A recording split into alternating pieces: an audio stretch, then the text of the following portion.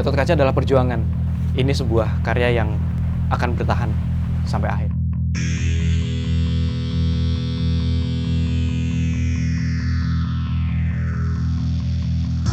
Tokoh Gatot Kaca ini kalau nggak wayang ya seni tari. Kita mencoba untuk mengemas Gatot Kaca dalam wujud yang berbeda dari yang kita kenal, tapi itu juga untuk mengingatkan bahwa ini loh, kita punya sebuah legenda, kita punya sebuah mitos, kita coba dalam kemasan superhero. Proses membentuk karakter Gatot Kaca memakan waktu yang tidak sebentar, antara 2-4 tahun. Ini juga dikarenakan Gatot Kaca adalah tokoh yang sudah terlanjur besar ya. Kita pengen lihat Gatot Kaca tuh tidak seperti yang kita bayangkan dulu. Kita pengen lihat Gatot Kaca itu suatu hal yang lebih modern, yang lebih keren kayak gitu, tanpa harus mengubah sejarah seperti itu. Monster-monster dikisahkan adalah sisa-sisa raksasa yang tersisa dalam perang di Padang Kurusetra. Dia hidup dan kemudian mereka dikurung dalam sebuah penjara batu oleh para dewa.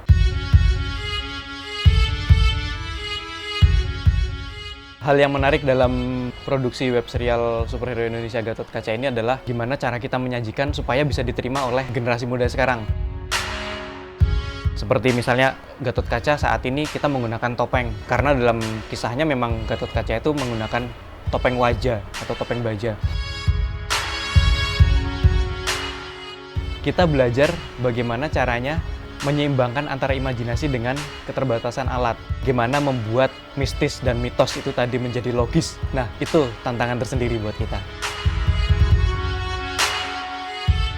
Menghidupkan karakter Gatot Kaca dan monster-monsternya, kita harus mempertimbangkan bagaimana dia berakting, berekspresi dengan topeng, dan kostumnya dengan keterbatasan gerak.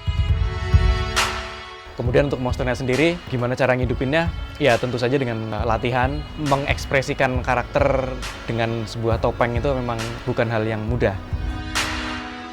Untuk menghidupkan setiap adegan merupakan tantangan tersendiri. Untuk itu kita menggunakan panduan storyboard. Storyboard itu menjadi hal yang wajib karena jika terjadi sebuah gerakannya kurang mantap dan segala macam, kita bisa main cut dan itu kita atur lewat storyboard. Jadi storyboard itu kita bikin dari berbagai macam dan per second, per cut. Biar terlihat hidup, banyak scene yang kita ambil hanya mungkin kita ngambilnya lama, tapi cuma dipakai sekitar 3-4 detikan. Proses syuting di lapangan cukup menyiksa tapi sekaligus mengasihkan. Rata-rata itu kita syuting antara 2-4 jam per harinya, dan kita syuting seminggu antara 1-2 kali. Kita syuting di studio alam, mungkin bisa dibayangkan itu adalah sebuah halaman di sebelah studio Jetoku. Kita manfaatkan itu untuk kita syuting bisa di penjara batu, kita syuting bisa di dunia langit, dan kita syuting bisa di area yang kita bayangkan di imajinasi kita, yang kita nggak perlu harus jauh-jauh syuting. Di situ kita memanfaatkan green screen yang lebarnya sekitar 3x4 meter, 2 kali bentangan orang dewasa, dan di situ kita harus memikirkan mana shoot jauh, shoot dekat, sehingga Gatot Kaca kalau berak tidak bocor.